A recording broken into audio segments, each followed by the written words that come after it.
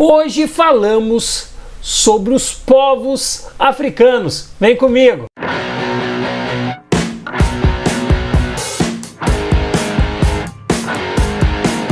Fala galera, fala meu povo! Sim, hoje nós vamos falar sobre os povos africanos. E veja bem, esse é um tema que ele está cada vez mais presente, cada vez mais dentro das avaliações, dentro dos vestibulares e no Enem, em razão da Lei 10.639, que é a lei que vai estipular, né, o ensino de história e cultura afro-brasileira.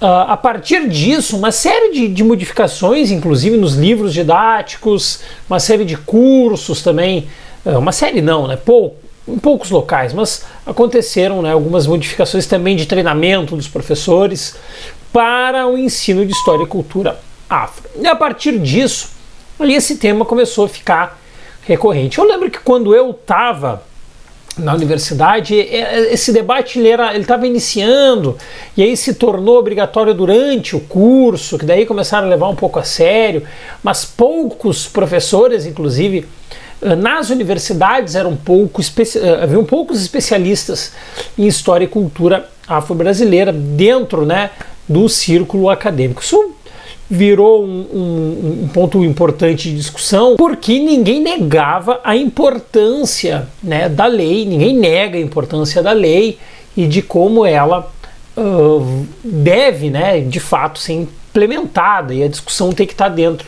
das universidades. Mas nós não temos em geral assim aquela capacitação, né? O tema está inclusive nos livros didáticos, está na BNCC, está nos currículos, mas ele ainda, né, se engatinha ainda para nós chegarmos aí numa presença desse tema, tanto quanto a gente tem lá as guerras mundiais, o feudalismo, as grandes navegações, o Brasil colônia, enfim, ainda nós estamos um pouco atrasados nesse sentido. E a ideia é procurar com esse vídeo, né, nós trabalharmos um pouco esses temas que muitas vezes, eu acho que para muita gente, talvez para boa parte da galera que vai assistir esse vídeo, nós vamos falar de coisas que nunca viram na escola. Inclusive, comenta aqui embaixo se esses temas que nós vamos abordar hoje, como o Império do Mali, como as comunidades, né, Bantus e Urubás, elas estiveram presentes de alguma forma no ensino de história e ensino de história, enfim, né? Nós vamos dividir, né, esse tema em dois vídeos, embora vão ser vídeos independentes, dá para ver um sem necessariamente ver o outro, para nós tentarmos pegar alguns dos principais impérios que estavam surgindo, né, que surgiram e que se estabeleceram no continente africano. Certo, galera? Bom, primeiro ponto, então, de destacarmos, né, dentro do enorme continente que nós estamos falando, que é o continente africano, nós temos uma faixa muito árida, muito difícil de conviver, que é a faixa do Saara. Faixa que vai dar, inclusive, né, ali o deserto do Saara. E um ponto importante é que, apesar da existência dessa região do Saara, isso não significou que as comunidades africanas não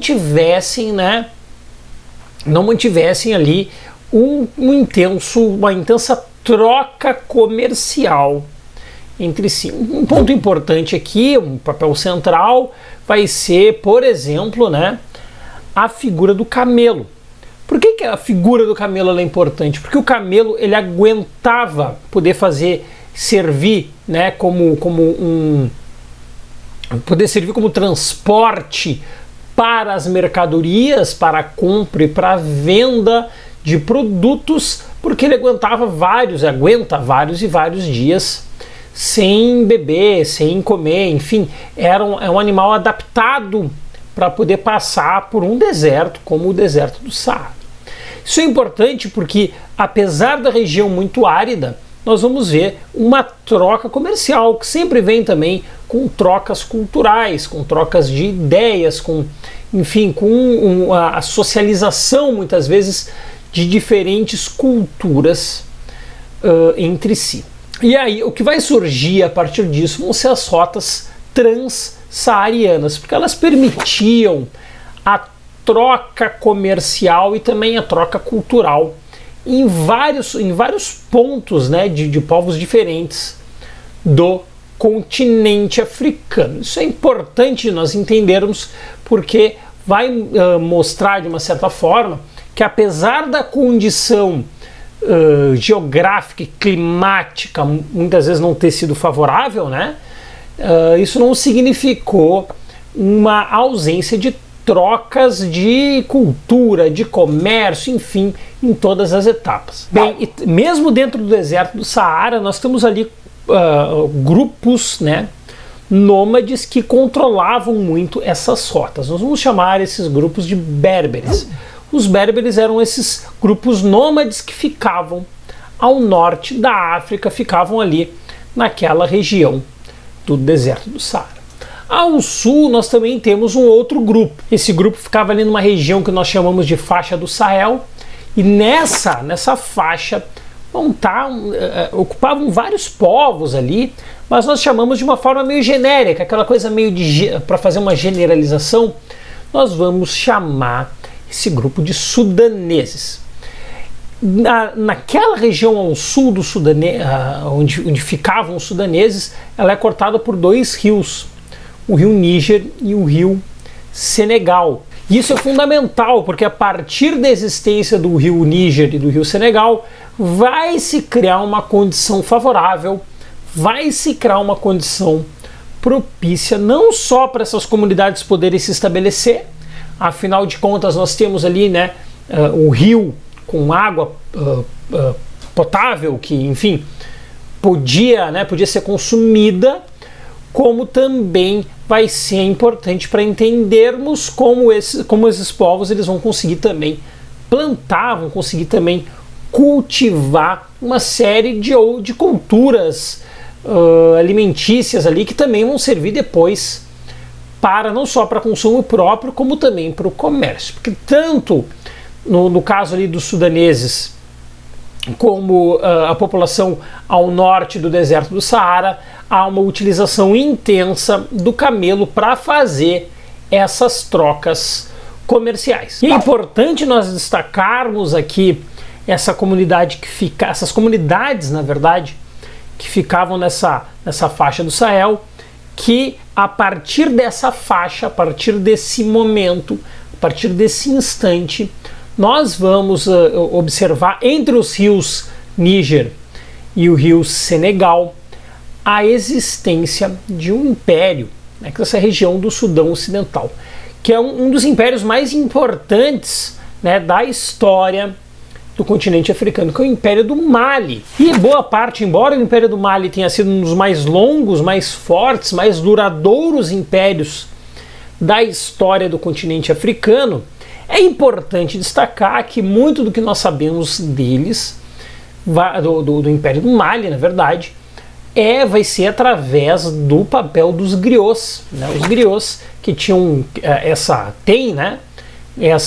missão, essa responsabilidade de levar por meio da cultura oral, ou seja, falando de geração para geração, por meio dessa tradição oral, conservar a história e a cultura das suas respectivas comunidades. Então esse é um ponto importante também de nós destacarmos aqui, que é através dos griots que nós sabemos da existência da força do Império do Mali. Bem, e por que nós chamamos de império? Bem, o Mali ele começa, né, com uma série de povos, né, dentro da mesma região, e talvez dá para se dizer que muito dessa interligação ela vai acontecendo aos poucos, mas nós vamos chamar de império na medida em que há um domínio por parte do Mali.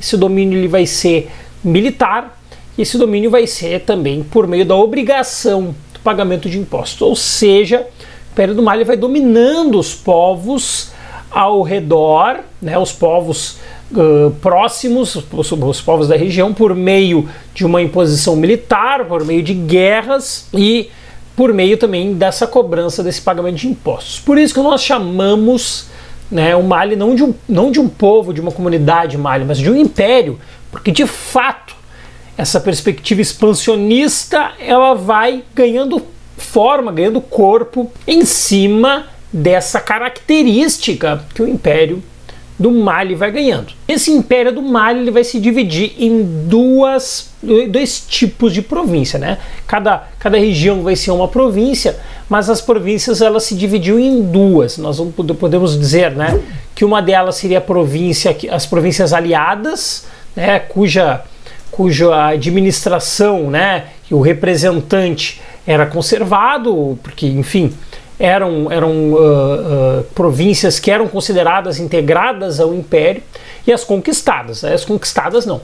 As conquistadas tinham, inclusive, um representante direto do imperador observando e cuidando da administração. Esse representante direto do imperador, a gente chama ele de representante direto do Mansa, porque o Mansa era o título, na verdade, dado ao imperador. O Mansa, inclusive, né, é importante destacar, ele era considerado ali o líder supremo, o aplicador da justiça, grande representação, né, do Império do Mali estava na figura do Mansa. O Mansa ele era também o representante máximo, né, da cultura, da comunidade, da cultura ancestral da comunidade Mali. Isso é importante destacar também, que o Império Mali era um império muçulmano, era um império que adotou, né, a religião muçulmana como religião oficial. Mas as províncias ali que eram conquistadas, elas tinham o direito, por exemplo, de continuar exercendo os seus credos, os seus ritos. Não era imposta a religião para o resto do império. Ponto importante para nós entendermos também o Império do Mali é a importância do comércio.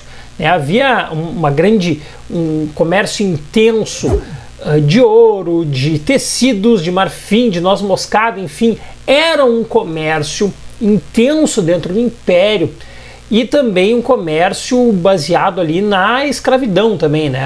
A compra e venda de escravos também circulou dentro do Império do Mali. Outro ponto importante, ainda abordando essa questão do islamismo, vai ser o fato de que vamos construir, né, dentro do Império algumas mesquitas, né, cultuando, seguindo a lógica, né, da religião islâmica, e a partir disso também a construção de escolas voltadas ao estudo do islamismo, né, significando e mostrando a importância dessa religião dentro do Império do Mali. O Império do Mali ele vai até 1550 aproximadamente, quando o Império Songhai derrota o Império do Mali. Bem, assim como o Império do Mali tinha se construído dominando, né, outras regiões, agora com o Império do Songhai ele domina, né, ele consegue derrotar o Império do Mali. E até ali por 1550 a gente pode dizer que o Império do Mali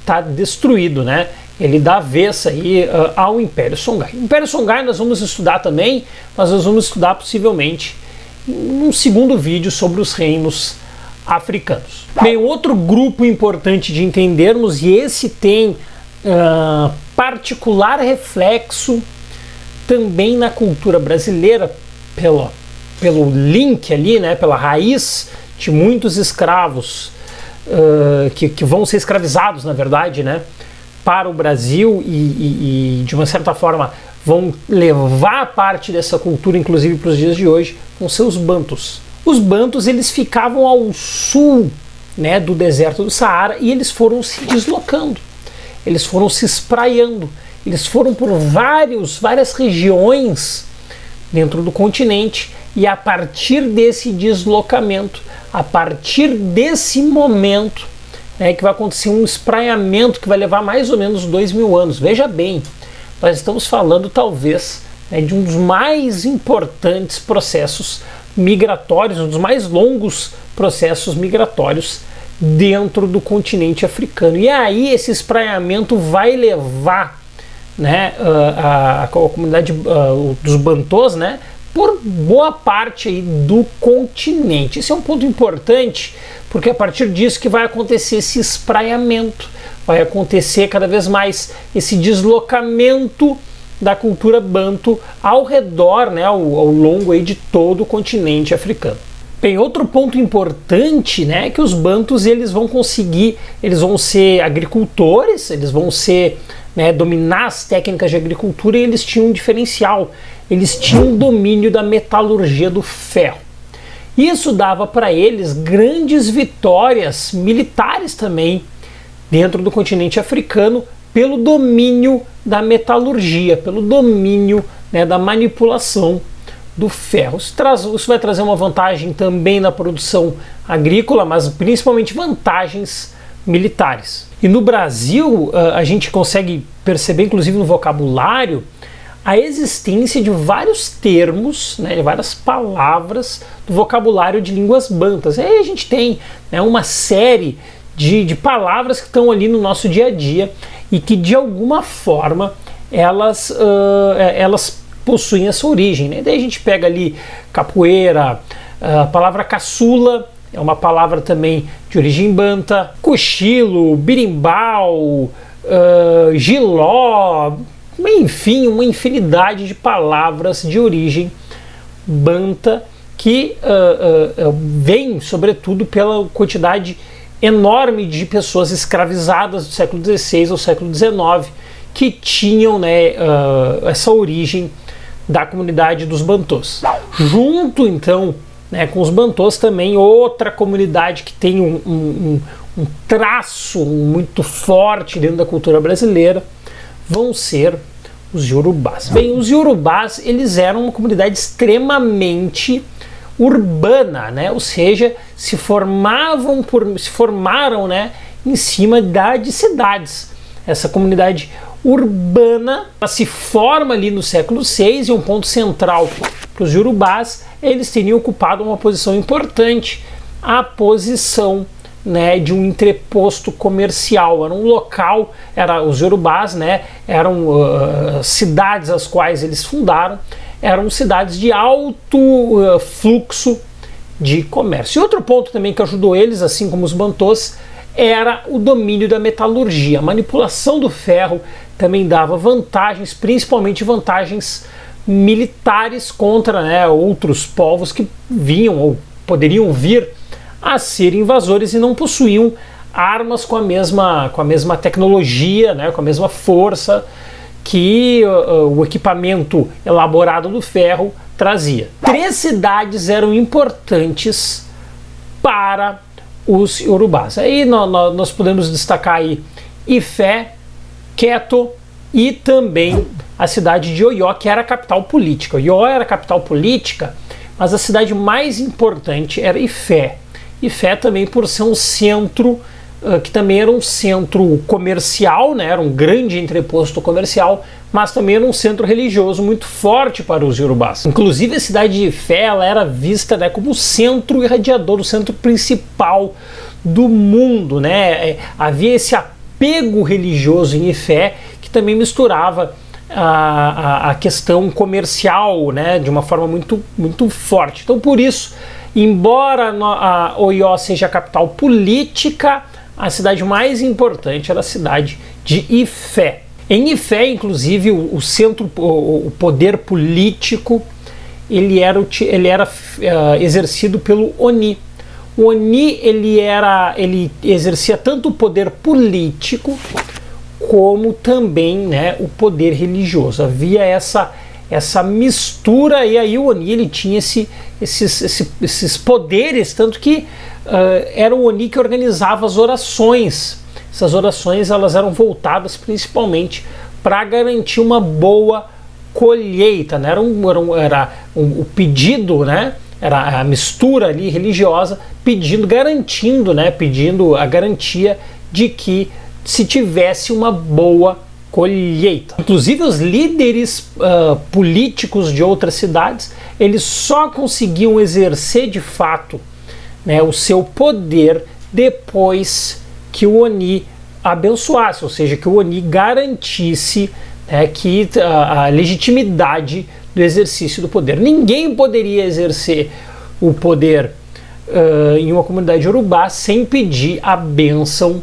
do Oni. Mesmo em Oió, que era a capital política, tinha que passar pelo Oni. Aliás, isso também é importante dizer que, embora, né, Oió fosse a capital política, né, cada cidade iorubá ela era independente entre si. Veja bem, não havia um poder central, né? Cada uma daquelas cidades era uma espécie de cidades-estado, trazendo para conceitos mais ocidentais, entre aspas, né? Elas tinham autonomia, né? Não tinha aquele poder centralizado. E aí, a título de comparação, o Império do Mali tinha um imperador, tinha um poder central, tinha uma administração central, enquanto que os iorubás não. Os iorubás, eles eram ali, cada cidade com a sua própria autonomia. Isso é importante de destacar, até para mostrar como os iorubás também eles possuíam uma administração diversa de outros exemplos que nós destacamos. Por isso, por exemplo, a gente chama o Império do Mali de império. E os iorubás, eles não formam um império, é uma comunidade, né? Uma comunidade com as suas cidades ali relativamente independentes entre si. E os iorubás, eles estão muito presentes no Brasil porque os muçulmanos, em 1830, eles destruíram, né, as comunidades iorubás e muitos deles foram escravizados e vieram para o Brasil. E aí acontece um fator que é doido de se pensar, né? Que príncipes, artistas, enfim, gente da mais alta cultura iorubá veio para o Brasil, veio não, né? Veio porque, enfim, foram escravizados, né? Foram participar dessa violência colonial que foi, né, o escravismo, né, continuado a partir da independência. E a partir desse momento, boa parte desses iorubás eles vão para a Bahia. E ali no Recôncavo Baiano, principalmente, né, nós temos também, se cultivou, na verdade, né, toda uma estratégia, né, de conservação da cultura iorubá. Tanto que nós temos vários exemplos da cultura iorubá, principalmente na Bahia, em razão dessa, claro, primeiro em razão dessa vinda por parte desse sistema escravista, mas também porque a comunidade iorubá, ela de uma certa forma criou meios, criou estratégias de conservar essa cultura em solo brasileiro. Isso é importante da gente destacar. E vários membros, então, né, inclusive de uma, entre aspas, elite iorubá, vêm para o Brasil e escravizados, né, e viram toda a sua cultura, toda a parte cultural, né, dos iorubás, tudo isso jogado abaixo por um sistema escravista, colocando muitos desses príncipes, desses artistas, como simples, entre aspas, né, trabalhadores braçais. Até inclusive a gente pode dizer tranquilamente, né, que o polo iorubá brasileiro, sem sombra de dúvidas, ele está na Bahia. Bom, galera, esses são os três povos que a gente aborda hoje, né? O Império do Mali, que era o grande, né, império, talvez, certamente o grande império africano, e falamos aí também de dois povos que têm traços da sua cultura muito presentes na cultura brasileira, que foram os iorubás e também os bantôs.